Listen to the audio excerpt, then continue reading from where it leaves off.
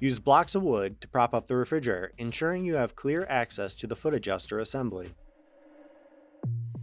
With a number 10 socket, unscrew the 3 bolts, securing the foot adjuster to the refrigerator.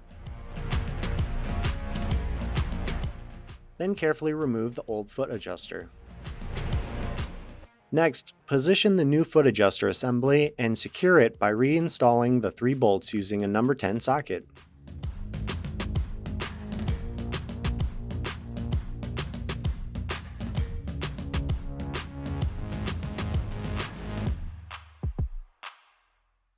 Set the foot adjuster to the desired height. Once adjusted, remove the wood blocks and lower the refrigerator back into place.